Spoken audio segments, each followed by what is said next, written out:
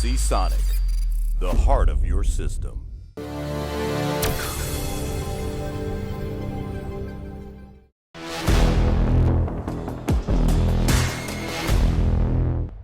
I'm Leo Walder for Kit Guru. I went to IFA in Berlin a few weeks ago and fully expected to see wall-to-wall Intel Ice Lake laptops. They would be the 10nm low-power quad-core laptops that would have decent graphics and would be the thing you're going to buy at Christmas. And then during IFA, Intel ran an event called Real World Performance, and then a couple of days ago we had the news that AMD has delayed their 16-core Ryzen 9 3950X, which was due during September. We never had an exact date in September, but we're now close to the end of September and they've pulled the pin or delayed it or whatever. So I'm going to take this opportunity to do a roundup, what Leo thinks about the state of play of processors at the moment, because it is confusing. I'm going to try and touch on every aspect of processors that's of interest to me. So that's laptops throughout the stack, desktop, workstation, high-end desktop, the whole thing. So let's start with that headline news. As you are doubtless aware already, AMD has delayed the 16-core Ryzen until November.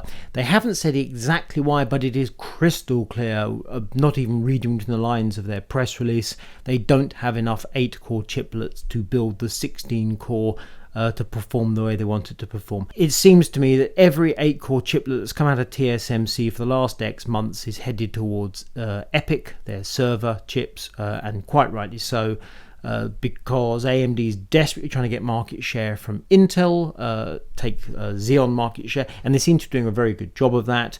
Clearly there is huge margin for AMD in EPYC relative to desktop parts, so what they've done here makes perfect sense. The root problem being TSMC can't supply enough chips.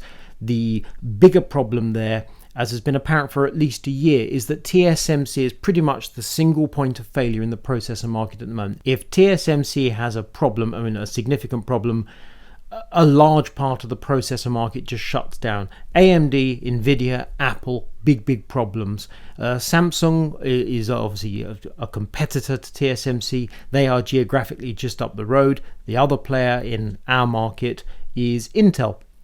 So TSMC is critical to the processor market, a number of different processor markets actually.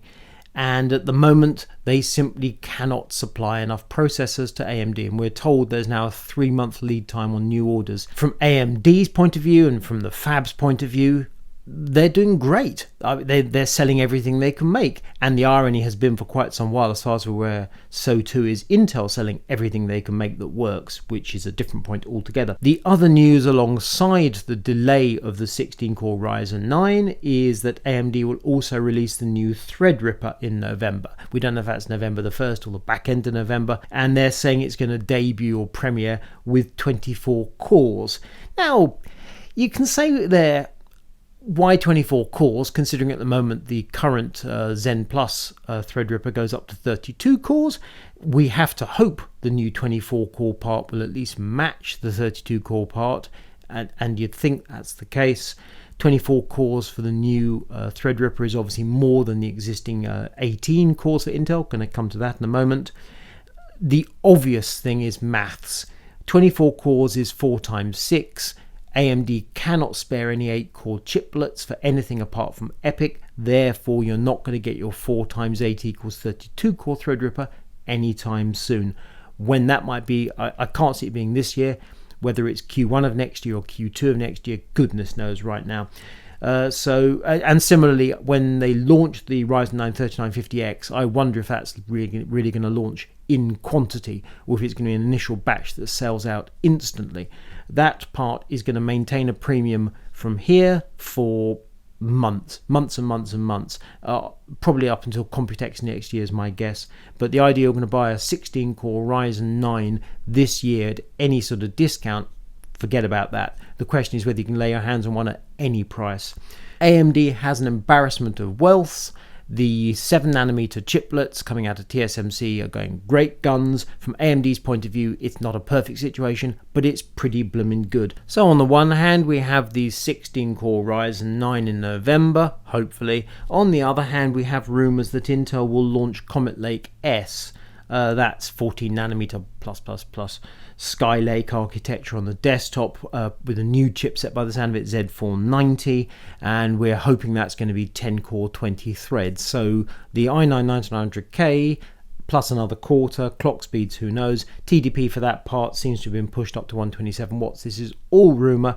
Right now we're thinking that's going to be 2020, Q1 2020. So not this year, which means that AMD still has a clear run at the 16 core desktop part before Intel attempts to riposte with possibly a 10 core part. Let us rewind a tad. So Ice Lake, which was what I was originally expecting to major on at EFO, and it just didn't work out that way. So a few months back I travelled to Israel with Intel and met the Ice Lake development team, myself and a bunch of other European journos, about a dozen of us, maybe it was 16, but a small group, and we saw a fab, albeit we didn't see much in the fab, but this was by Intel standards red carpet treatment, no doubt about it. We knew this, and this was clearly to play off against the fact their 10 nanometer process has been horrific. It's just been truly dreadful.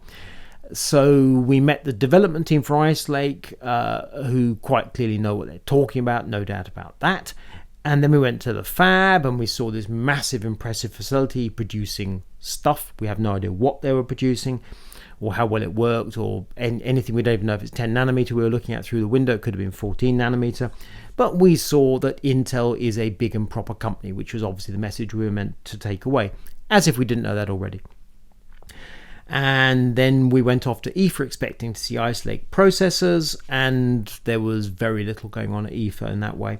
Now the thing about Ice Lake, so Ice Lake's the 10 nanometer, it goes up to quad core, it's low power, maximum 25 watts, there's one 28 watt part, and they've changed the numbering system, so instead of the U and the Y to denote the TDP, they were instead majoring on the graphics. So if it has a G1 suffix, it's got 32 execution units, G4 48 execution units, G7 64 execution units.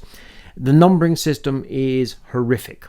However, the numbering system is subtly different to the other 10th gen parts, which is Comet Lake, which does maintain the U and the Y. There we go up to 6 cores. Now so far with Comet Lake we've had announcements, we've seen nothing that appears to be Comet Lake, whereas at least at EFA there were some Ice Lake laptops there. So confusion reigned, and we haven't yet seen any indication about actual performance, except in a negative way. We saw laptops at EFA that had Intel Ice Lake with G1 graphics and also packed NVIDIA graphics, typically an MX250. And as I commented at the time and I had a conversation with Tom, the tech chap, I thought it was a negative thing that manufacturers such as Acer or indeed Asus felt the need to add in an NVIDIA chip on top of the Intel graphic. And so far we've heard absolutely nothing about 45 watt laptop parts from Intel, which is what I'm keenly interested in. So for example, the current models, when you get the i9-9980HK, for example, we've seen nothing to do with 10th gen parts that will replace those parts. So all those big laptops that we love to review here at Kit Guru, right now we have no idea what's coming next. And I don't get the impression it's going to be for CES 2020 at the moment. If that's what's going to happen, they're going to come in a heck of a rush. So I'm not feeling confident that we have new gaming laptops coming in the very near future. What I am quite sure about in my heart of hearts is that the next gaming laptops will not be based on Ice Lake, because those quad-core Ice Lake parts are running slow. The fact that Intel's had to keep to the 14 nanometer Comet Lake parts in order to produce either faster or indeed the 6-core parts, that says to me that those 25 watt Ice Lake parts cannot scale to 45 watts and give the performance you require for a gaming laptop. I just cannot see it coming. I'd love to be wrong on that point. So the sorts of things we saw at EFA, Razer showed off a new Stealth 13, specifically a Mercury White that had the Core i7 1065G7, so 10 series with G7 graphics. You could configure that either to 15 watt, 25 watts, which was very cutesy. They were confident their cooling in the chassis could handle 25 watts, and it had Intel Iris Pro graphics. It looked like a really nifty laptop. I really cannot wait to get my mitts on that. However, they also had the Stealth 13 GTX, which has NVIDIA GTX 1650 graphics. If essentially it's the same laptop, it's got the same processor, but they're stepping up with the graphics using NVIDIA. To compare Comet Lake and Ice Lake, so this is simply going from Intel's own specs. The Comet Lakes are 14 nanometer. Core i7 10710U has a 25 watt TDP, 6 cores, maximum turbo 4.7 gigahertz. By contrast, Ice Lake's a 10 nanometer. 1065G7, 25 watt TDP, 4 cores, 8 threads, maximum turbo 3.9 GHz. Give or take, Ice Lake appears to be a gigahertz slower than Comet Lake, which is not good news. So the sooner we get Ice Lake in for review, and indeed Comet Lake 10th gen, the better, because I cannot wait to see exactly how well these laptops perform in the real world. Which segues me neatly to the Intel event that was held at IFA. So John Carville and Ryan Shrout of Intel ran an event called Real World Performance. This is apparently the third of these events they've held. The first was at Computex. I missed it. I was doing lots of other stuff. They've had a second event somewhere in Asia. This was the third at IFA. And it was interesting from a number of points of view. It was quite a small group of journos who were there.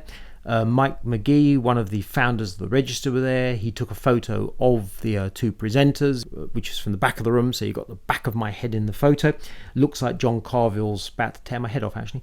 And it was interesting to see Ryan Shrout in action. Ryan is ex-PC Per and was employed by Intel along with a number of other journos and a handful of PC Per people. So Ryan's job is essentially to look at these parts the way that we journos, including Kit Guru, looks at them, and to tell Intel what's coming down the pipe and how they might handle it, essentially to spin it, but looking at it from his perspective. Makes perfect sense, worked very well. The presentation has caused a furore, not least by Der8auer, Roman Hartung, who the Intel quoted some of his recent work. Now, in fairness, they gave the credit, so that was fine. But the thing about this is, we were in Berlin. Roman lives in Berlin. Roman knew nothing about this event until it had happened, and then he was obviously told by someone who was there, or he read reports, that Intel had used his work. Now, Intel knows Roman. He works with both AMD and Intel. I'm quite certain that they could have had Roman pop along to the event easy peasy. They could have given him a Coke Zero, and everything would have been nice. Instead of which, they used his work and they seem to put his back up. Now, what they said about his work was reasonable, but nonetheless, it kind of felt as though, you see, even Der8auer agrees with this, which was not quite how things were. So Roman had been doing a reader poll on how well or otherwise your Zen 2 Ryzen 3000 boosts. And the takeaway, the very brief takeaway from his work is, most users do not see the correct level of boost from Ryzen 3000. I'm not going to plagiarize his work. Go to his channel if you're not familiar with it. Watch the video, read his work, look at his graphs. He put a lot of work into this, and he did good work. But to give you the gist, so for example, Ryzen 5 3600, which is obviously the most impressive, best-selling part that AMD's produced recently, half users saw correct single-core boost as per the spec. On the other hand, when it came to Ryzen 9 3900X, and good luck buying one of those, 5.6% saw the correct maximum boost. Other people saw less boost. AMD's been missing the mark. It varies by how much. Sometimes it's very little, sometimes it's a couple hundred megahertz. Roman has basically established what we all thought, which is AMD Ryzen 3000 Zen 2 is not boosting as AMD claims it is. My feeling is this: when AMD was laying out the specs for their processors, they were working with the best silicon, and they've basically sold, if it's possible to do this, too many EPYCs, which means they're using lesser silicon in the desktop parts, because after all, where does the lesser silicon go from TSMC? Logically, it goes to Ryzen 5. There are rumors of Ryzen 5 3500 and 3500X 6-core, 6-thread, i.e. no, I was about to say hyper-threading, but you know what I mean. And I would expect that to be the worst of all silicon, but right now your Ryzen 5 3600 is presumably getting the worst silicon because everything else in the stack is better. So common sense says that the really good 8-core chiplets are going into EPYC, and therefore what is going into your Ryzen 9 3900X, it's no wonder it's not boosting as well as you might like. The thing that AMD should have done is to have changed the spec. They should have taken the numbers down a peg or two, in which case everything would be happy. Instead, Intel was able to say with complete honesty at their real world performance event that after launch, various AGESA updates from AMD, which in turn impact the BIOS of your motherboard, your X570 motherboard, have hurt boost speeds because AMD appears to have pulled back the safe temperature setting for boost from 80 degrees C to 75 degrees C. This is to aid longevity, which is no bad thing, but it means that Intel can sit there implying that AMD launched at this speed and then after launch BIOS updates have pulled the processor back. The irony that Intel was saying this whilst glossing over Spectrum Meltdown was lost on no one in the room. In the Q&A afterwards, Mike McGee asked the Intel people whether they were saying that AMD was being fraudulent or some such use of the word. And it went very quiet for a bit, at which point Ryan stepped in, taking the bullet for his boss, which after all is his job, to say, no, we're not using that word exactly. So the implication hung in the air, and no, they hadn't said AMD was committing fraud, but they were definitely suggesting that AMD was up to no good in a knowing way, and it was very funny to hear Mike ask the question. It was even funnier to hear the response.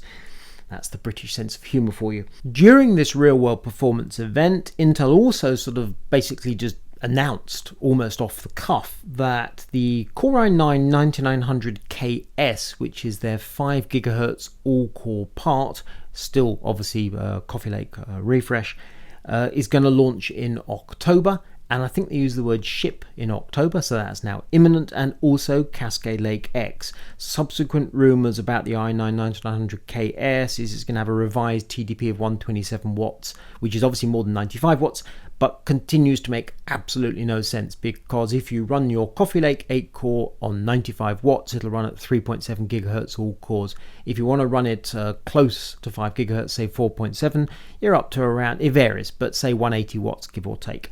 Common sense, therefore, says the KS part, which it was confirmed by Shrout at this event, is entirely down to binning. It's exactly the same part you're currently getting, it's just decently binned. 127 watts would be obviously more than 3.7, but it's going to be 4 point something. I cannot believe for a second you're going to get 5 gigahertz all cores on 127 watts, which means that TDP continues to make absolutely no sense whatsoever. As a metric, it is daft. What number should we say? Call it 200 watts, something like that. So TDP nonsensical. However, i9 9900KS is coming very soon. Cascade Lake-X is the revision to Skylake-X, which is the X299 paired high-end desktop part. By the sound of it, Intel has nothing in this area whatsoever. By the sound of it, they're going to release a refresh, which is going to have a 10 series part number. It's going to be presumably slightly faster than the existing 9 series part numbers, presumably still soldered. Going to be the same socket, going to run on X299, and it's going to be cheaper. And the reason I'm saying that is because they came up with a sort of a metric. It's going to be up to this much better in terms of price per dollar performance. If the performance barely changes, they have to be cutting prices significantly. My guess is the 18 core part is going to come down from the current $2,000-ish mark to something like 1,200 possibly. Might be as high as 1,400, but I think 1,200. I am quite sure it's not going to be less than $1,000, so still blooming expensive. That doesn't mean it's going to be a bad thing necessarily. It's just a crying shame the current 9,000 parts were so colossally overpriced. So Cascade Lake-X also coming in October. Not going to be exciting, but might be worthy. That's the thing. The fact it's not new, not exciting, does not necessarily mean it's bad, but nonetheless, it ain't going to be cheap. When AMD launched AM4 for Zen, they told us they're going to maintain the socket until 2020. The Zen 2 launch, it rather suggested they're actually regretting that move because the X570 boards are so different to X470. If they'd been able to move to a different platform, you get the impression they'd quite like to do that, but nonetheless they've made the commitment, they stuck by it, fair play. With Threadripper, there was no commitment about TR4. And we now believe that what's going to happen is there'll be a quad channel memory chipset called TRX40 for Threadripper 3000 Zen 2, and there'll be an 8-channel WRX80 part which will presumably support a higher core count, particularly I think 48, maybe even 64 core Threadripper. But obviously in the first instance, if we're looking at premiering with 24 cores, then that's a mere detail. So what we're looking at in the first instance sounds like it's going to be similar to the X399, only done better. And that's going to be quad channel memory. And you have to hope it's going to have lower latency than the existing Threadrippers. And if it's going to be more straightforward, because it doesn't have to support an entire range of chips inside the processor, you'd have to think it's going to do a better job than the existing, not lash up, that's unfair. But anyway, that X399.